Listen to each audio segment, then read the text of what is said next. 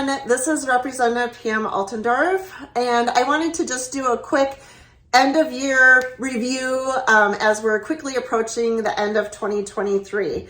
So starting out this year, of course, we all know we had the Democrat trifecta, meaning the Democrats were in complete control of the Minnesota state government. So what happened this year? Minnesota, many of you know, some of you might not, but what happened was the Democrats took a $19 billion surplus, spent it, raised your taxes $10 billion, and that means we have increased our budget 40%. That's right. If you're a fiscally conservative person, they took our state on a spending spree like we've never seen before. Not only that, but we've seen things like them changing our state flag, changing our seal, which in theory, many people could argue that maybe they need an update. Some people love the old ones. I think what everyone would all agree on was this process was rushed and that you, the people, did not get a say. Instead, a small selected committee decided for you. That's just not right. And that's not how we want to do things here in Minnesota.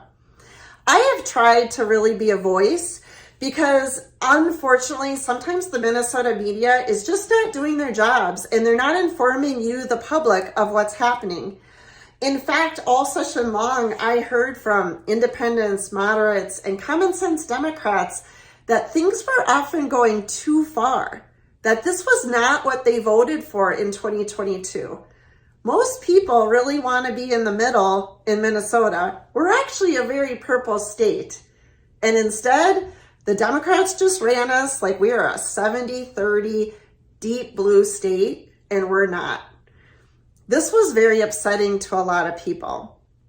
So what can we do moving forward? Well, in 2024, the House is going to be up for election in November of 2024. That means I am going to be running again for my seat. I need to hold on to that seat, but we also need to flip some of the other seats. Why? Because we need to bring balance back to Minnesota. Don't you agree that with government, we need to go back to negotiating? We need to put a backstop in Minnesota so that they cannot continue to just ram through this very radical agenda that we've seen this last year. My motto is less government, more freedom.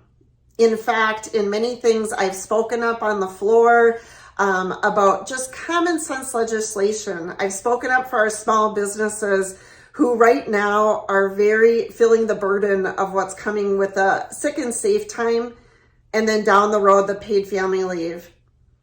The state of Minnesota, unfortunately, is putting a lot of burdens on small businesses that they are really hurting right now.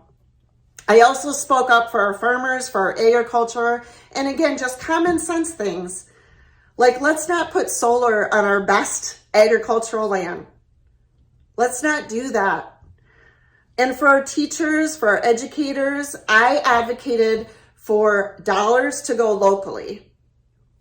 What we saw, and for me, what is very sad right now to see what's happening in the schools and right in my district, Cannon Falls, there's negotiations with the teachers and the administration. And what's really sad is we were advocating for those dollars, the Republican Party, to go to the general fund.